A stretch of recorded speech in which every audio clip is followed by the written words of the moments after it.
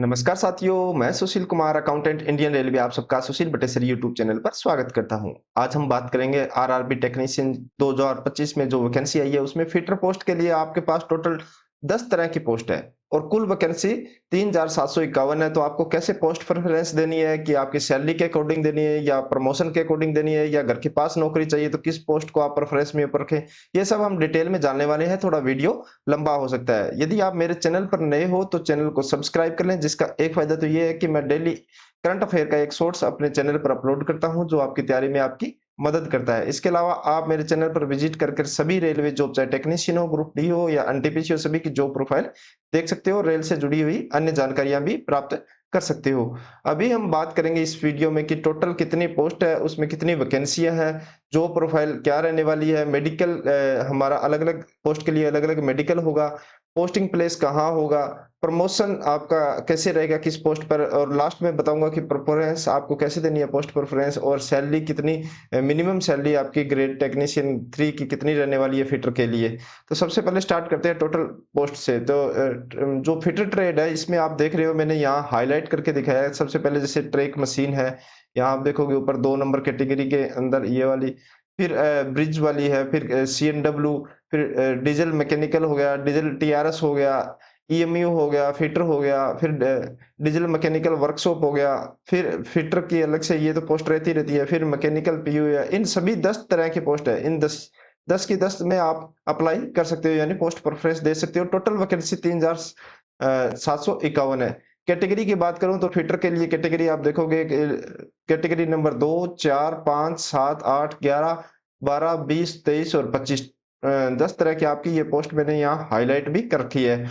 तो ये तो हमने यहाँ जान लिया कि पोस्ट हमारी कितनी है और उसमें कितनी वैकेंसी है। जॉब प्रोफाइल की बात करूँ तो जॉब प्रोफाइल के लिए मैंने एक अलग से वीडियो बना रखी है। आप यह वीडियो देख सकते हो, आपको आई बटन में भी लिंक मिल जाएगा या फिर डिस्क्रिप्शन में लिंक मिल जाएगा, वहां पर जाकर ये कंप्लीट वीडियो देख सकते हो। डिटेल में बताया पूरा प्रोसेस, सिलेक्शन से लेकर आपकी पोस्टिंग तक पूरा प्लेस बताया हुआ है। उसमें ट्रेनिंग कैसे होगी, आपको क्या क्या अलाउंसेस मिलेंगे, क्या फैसिलिटी मिलने वाली है, जॉब प्रोफाइल क्या है, प्रमोशन कैसे, डिटेल में बताया हुआ है। तो ये वीडियो आप देख सकते हो। अभी हम बात करें कि मेडिकल स्टैंडर्ड की, तो आप यहाँ देख रहे हो जैसे कैटेगरी 2 के अंदर सबसे ऊपर कैटेगरी 2 में ट्रैक मशीन वाली में A3 मेडिकल लिखा हुआ है, फिर ब्रिज वाली में B1 लिखा हुआ है, फिर नीचे आओगे तो आप यहाँ देखोगे जो मैकेनिकल वर्कशॉप वाली है उसमें C1 है, फिर फिटर PU WS यानी वर्कशॉप वाली C1 है।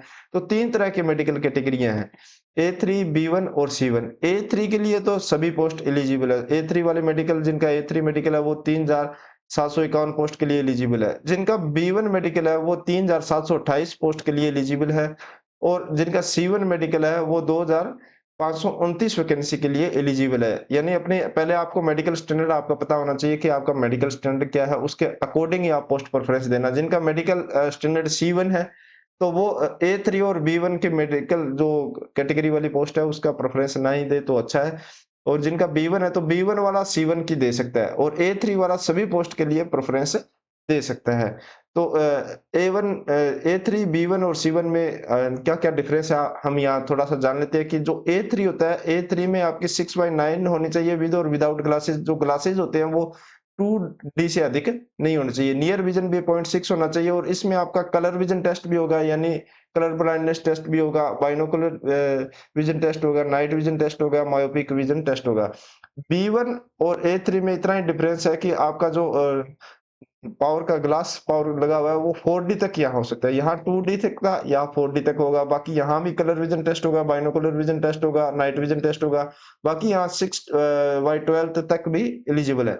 C1 लोएस्ट मेडिकल रहता है रेलवे में, C1 और C2। तो वहां आपको कितने ही नंबर का ग्लासेस लगा हो, 6/12, 6/18 तक की है आपके ग्लासेस के साथ भी, तो आप इसके लिए एलिजिबल हो। इसमें आपका कोई अलग से टेस्ट, नाइट विजन, बाइनोकुलर या मायोपिक वगैरह अलग से कोई टेस्ट नहीं होंगे, सिर्फ आपके दिखना चाहिए। ये सिंपल भाषा में आपको बता दिया। तो ये 3 तरह की पोस्ट है, 3 तरह के मेडिकल स्टैंडर्ड है, 3 तरह की आपके पास चॉइस रहेगी कि आप किस कैटेगरी में आते हो। उसके अकॉर्डिंग आप, जो मैंने यहाँ बताई है कि किस किस वैकेंसी के लिए आप एलिजिबल हो। अभी हम बात करते हैं कि आपकी पोस्टिंग प्लेस कहाँ होगी। जैसे ट्रैक मशीन है, यहाँ सबसे पहले ऊपर ट्रैक मशीन है।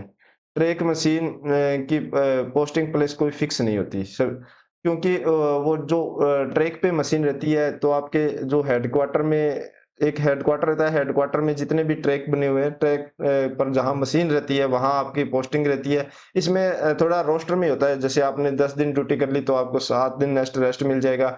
21 दिन ड्यूटी कर ली तो एक साथ आपको 10 दिन 9-10 दिन आपको रेस्ट मिल जाता है, ऐसे रहता है। रोस्टर में ड्यूटी रहती है और लगभग 21 दिन का रोस्टर रहता है, 21 दिन आप ट्रैक मशीन पर, उसी में आपका खाना-पीना वगैरह रहता है। ब्रिज वाली में जो असिस्टेंट ब्रिज वाली है, ब्रिज वाली में डीआरएम ऑफिस रहता है वैसे तो हेडक्वार्टर, फिर आप जहाँ-जहाँ डीआरएम जो भी डिविजनल के ब्रिज वगैरह बने हुए हैं, तो वहाँ आपको उसकी फिटिंग वगैरह के लिए जाना होता है, उसमें कोई मेंटेनेंस के लिए डेली जाना होता है, तो हेडक्वार्टर उनका डीआरएम ऑफिस ही रहता है। सीएनडब्ल्यू की वर्कशॉप होती है या फिर यार्ड या फिर सिक लाइन, इन तीनों जगह में आपकी कहीं भी ड्यूटी लग सकती है। सिक लाइन आपके घर के पास भी हो सकती है, यदि थोड़ा अच्छा स्टेशन, बड़ा स्टेशन, जंक्शन टाइप है तो आप सीएनडब्ल्यू को भी प्रेफरेंस में रख सकते हो। डीजल मैकेनिकल की बात करूँ तो इसमें आपको वर्कशॉप में ही पोस्टिंग होने वाली है। फिर डीजल टीआरएस की बात करूँ तो इसका डीआरएम में रहता है हेडक्वार्टर या फिर यार्ड या वर्कशॉप में भी आपकी इसकी पोस्टिंग की जा सकती है। ईएमयू की अलग से इलेक्ट्रिकल मल्टीपल यूनिट होता है और ये टीआरएस का भी ऐसा ही काम होता है, जो इलेक्ट्रिकल मल्टीपल यूनिट है उनका मेंटेनेंस वगैरह का कार्य रहता है। तो इसलिए उनको जब ज़रूरत पड़ती है तो बुलाया जाता है। ईएमयू का अलग से वर्कशॉप होता है, तो वर्कशॉप में आपकी पोस्टिंग होगी और फिटर ओएल लिखा हुआ है वो ओपन लाइन है, यानी आपकी किसी भी स्टेशन पर पोस्टिंग की जा सकती है। डीजल मैकेनिकल डब्ल्यूएस का मतलब है वर्कशॉप में ही आपकी पोस्टिंग होगी। Fitter PU and WS PU का होता है प्रोडक्शन यूनिट, यानी एक प्रकार से वर्कशॉप ही होती है, तो यहाँ वर्कशॉप में आप क्यों नहीं है। मैकेनिकल जो पीयू डब्ल्यूएस है यहाँ भी आपकी वर्कशॉप में ही पोस्टिंग होनी है। तो पोस्टिंग हमने जान ली। पोस्टिंग के बाद प्रमोशन की बात करूँ तो ग्रेड 3 पर जब आप एंटर होते हो तो उसके मिनिमम 2 साल की सर्विस चाहिए। आप ग्रेड 2 यानी 2400 ग्रेड पे पर जा सकते हो, जिसका लेवल 4 होता है। लेवल 2 में एंट्री करते हो, फिर लेवल 4 में चले जाते हो 2 साल बाद। उसके लिए कोई एग्ज़ाम नहीं होता।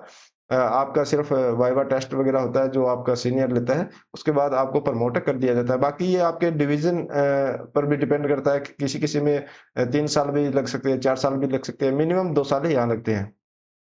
यहाँ से ग्रेड 1 बनने में भी लगभग 3 से 4 साल लग जाते हैं 2800 ग्रेड पे, यानी लेवल 5 पर चले जाते हैं 2800 ग्रेड पे।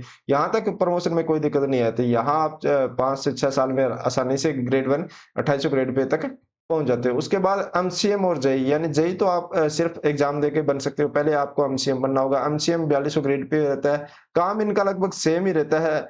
एमसीएम का थोड़ा काम ऐसे मान सकते हो कि हम सुपरवाइज़री या थोड़ा सीनियर वाला काम रहता है एमसीएम का, जिसको मास्टर क्राफ्टमैन बोलते हैं, 4200 ग्रेड पे की है। तो यहाँ थोड़ा कॉम्पिटिशन रहता है, यहाँ आपकी कहाँ पोस्टिंग है, क्या आपकी कैटेगरी है, कैटेगरी के अकॉर्डिंग ही सीट वैकेंट होती है, उसके अकॉर्डिंग आपको प्रमोशन दिया जाता है। यहाँ एवरेज की बात करूँ तो 7 से 8 या 7 से 10 साल लग जाते हैं यहाँ तक पहुँचने में, यानी ग्रेड 1 के बाद आपको थोड़ा प्रमोशन स्लो देखने को मिलेगा। यदि आप एमसीएम बन जाते हो तो आप वहाँ या फिर ग्रेड 1 होते हो तो एलडीसी का एग्ज़ाम देकर आप जेईई भी डायरेक्ट बन सकते हो। जेईई सुपरवाइज़री पोस्ट है।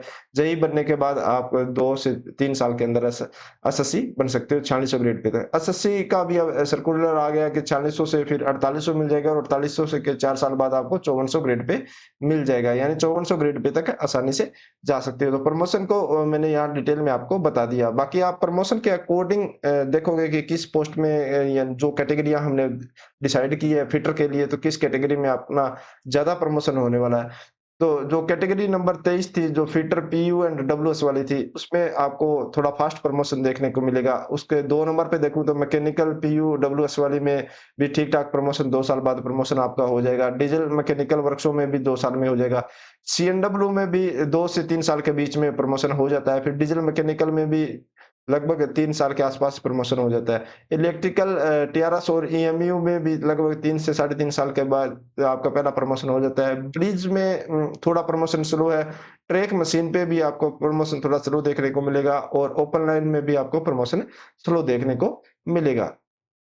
अभी पोस्ट प्रेफ़रेंस आपको कैसे देनी है कि एक तो आपको घर के पास चाहिए या फिर आपको प्रमोशन के अकॉर्डिंग। तो प्रमोशन के अकॉर्डिंग तो मैंने आपको पहले वाली स्लाइड में बता दिया कि प्रमोशन के अकॉर्डिंग आप कैटेगरी 23 को ऊपर रखें या फिर 25, फिर 20, फिर 5, फिर 7, फिर 8, फिर 11, फिर 4, फिर 2 और फिर 12। इस तरह आप पोस्ट प्रेफ़रेंस प्रमोशन को देखते हुए यदि आपने पोस्ट प्रेफ़रेंस चुननी है तो आप इस तरह से चुन सकते हो।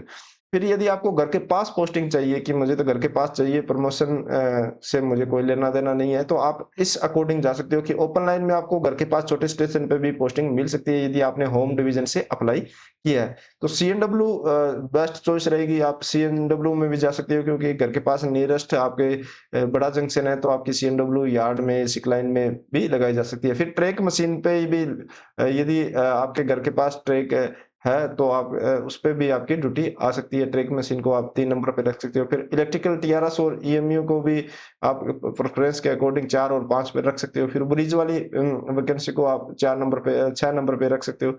डीज़ल मैकेनिकल वर्कशॉप 7 नंबर पे रख सकते हो। ये जो नीचे वाली चारों हैं, यदि आपके घर के पास नियरेस्ट है, तो आप इनको 1 नंबर, 2 नंबर, 3 नंबर, 4 नंबर इसके अकॉर्डिंग रखना। यदि घर से दूर है और आपको घर के पास पोस्टिंग चाहिए, तो इनको आप प्रेफ़रेंस में सभी को नीचे रखना, जैसे 7, 23, 25 और 20 को नीचे रखना क्योंकि इनकी हमेशा के लिए पोस्टिंग आपकी वर्कशॉप में ही रहने वाली है, कोई स्टेशन नहीं दिया जाएगा और हमेशा आपको वर्कशॉप में ही काम करना पड़ेगा जितनी आपकी सर्विस है। तो आपको घर के पास चाहिए, यदि घर के पास वर्कशॉप है तो बहुत ही अच्छी बात है, आप वर्कशॉप को प्रेफ़रेंस में ऊपर रखिए और प्रेफ़रेंस में ऊपर होगी तो आपको पोस्टिंग आसानी से उसमें मिल जाएगी। यदि आपको फिर वर्कशॉप आपसे काफ़ी दूर है तो आप ओपन लाइन वाले फ़िटर को सबसे ऊपर रखिए। तो दोनों तरीके से मैंने आपको बता दिया कि पोस्ट प्रेफ़रेंस आपको कैसे देनी है। बाकी सैलरी की बात करूँ तो salary minimum salary x city में यहाँ मैंने पूरा स्ट्रक्चर से बताया हुआ है आज की डेट में कि क्या सैलरी बनती है। जैसे बेसिक 19,900 है, फिर उस पे 55% आज की डेट में डीए मिल रहा है जो 1 जुलाई और 1 जनवरी को गवर्नमेंट जो तय करती है महँगाई भत्ता उसके अकॉर्डिंग हमारी इंक्रीज़ होता है। तो 1 जनवरी वाला मिल रहा है, जुलाई वाला लगभग अक्टूबर में आता है, वो उसका एरियर भी मिल जाता है। एक्स, वाई, ज़ेड सिटी में जो भी एचआरए मिलता है 30%, 20%, 10% यहाँ लिखा हुआ है। फिर ट्रांसपोर्ट अलाउंस मिलता है आपको घर से ड्यूटी या ड्यूटी से घर जाने के लिए। यदि नाइट में ड्यूटी रहती है तो नाइट ड्यूटी अलाउंस भी मिलता है। नेशनल हॉलिडे अलाउंस भी मिलता है, इंसेंटिव भी मिलता है यदि वर्कशॉप में आप काम करते हो तो ट्रैवलिंग अलाउंस भी मिलता है ₹625 पर डे यदि आप अपने हेडक्वार्टर से 8 किलोमीटर दूरी पर अधिक पर काम करने जाते हो या रेलवे ड्यूटी से जाते हो तो उस पर आपको ट्रैवलिंग अलाउंस भी मिलता है। बाकी आपका एनपीएस में 10% कटता है, यूपीएस चूज़ करोगे तो यूपीएस में भी आपका 10% बेसिक प्लस डीए का कटेगा जो लगभग ₹3085 के आज की डेट में कट रहा है। एक्स सिटी यानी एक्स सिटी वो होती है जहाँ पॉपुलेशन 50 लाख से अधिक हो, जैसे दिल्ली हो गया, मुंबई हो गया, तो वहाँ मिनिमम सैलरी मिनिमम की बात कर रहा हूँ जिसमें ट्रैवलिंग अलाउंस ऐड नहीं है, नाइट ड्यूटी ऐड नहीं है, इंसेंटिव नहीं है, तो मिनिमम सैलरी आपकी जो इन हैंड आने वाली है वो 35,823 के आसपास है। वाई सिटी में यानी 5 लाख से जो पॉपुलेशन 50 लाख के बीच में है वहाँ 33,135 मिनिमम सैलरी है। इसमें 3 से 4,000 आराम से ऐड कर लो जिसमें आपके night duty allowance, incentive, national holiday allowance ये सब ऐड हो जाते हैं। तो लगभग यहाँ जो एक्स सिटी वाले हैं तो लगभग 40 के आस-पास चले जाते हैं। वाई सिटी वाले लगभग 37 से 38 के बीच में रहते हैं और जेड सिटी में मिनिमम सैलरी जेड सिटी वो होती है जहाँ पॉपुलेशन 5 लाख से बिलो होती है। तो यहाँ लगभग मिनिमम सैलरी आपकी 31,145 तो मिनिमम यहाँ भी आपकी 35 के आसपास चली जाती है। यानी 35,000 आपकी मिनिमम सैलरी रहने वाली है। कहीं भी आपकी पोस्टिंग हो जाए 35, 37 और 40 उसके बाद आपकी परफॉर्मेंस जहाँ आपकी पोस्टिंग है उस पे डिपेंड करता है कि आपकी कहाँ पोस्टिंग है, उसमें आपको अलग-अलग इंसेंटिव भी दिए जाते हैं। ये मिनिमम सैलरी स्ट्रक्चर आपको मैंने बता दिया। तो इस वीडियो में हमने पूरा जान लिया ट्रेड फिटर के बारे में कि टोटल आपकी कितनी पोस्ट है, वैकेंसी है, जॉब प्रोफाइल क्या रहने वाली है। जॉब प्रोफाइल वाली वीडियो आप डिस्क्रिप्शन में लिंक मिल जाएगा, वहां से देख सकते हो। मेडिकल स्टैंडर्ड बहुत जरूरी है रेलवे में, मेडिकल स्टैंडर्ड के बारे में डिटेल में बताया। पोस्टिंग प्लेस आपको बता दिया कि कहाँ-कहाँ आपकी पोस्टिंग होने वाली है, प्रमोशन कैसा होने वाला है और पोस्ट प्रेफरेंस आपको दोनों तरीके से बता दिया कि घर के पास या फिर प्रमोशन दोनों को देखते हुए आप कैसे दे सकते हो और सैलरी हमारी क्या रहने वाली है मिनिमम। तो ये सब हमने इस वीडियो में जाना। तो यह वीडियो आपको कैसी लगी, अच्छी लगी हो तो लाइक करें, दोस्तों के साथ शेयर करें। इसके अलावा आप मुझे टेलीग्राम या इंस्टाग्राम पर भी फॉलो कर सकते हो जिसका लिंक मैंने डिस्क्रिप्शन में दे दिया है। वीडियो में अभी तक बने हो चैनल को सब्सक्राइब नहीं किया तो चैनल को सब्सक्राइब करें। मिलते हैं नई जानकारी के साथ नई वीडियो में। धन्यवाद।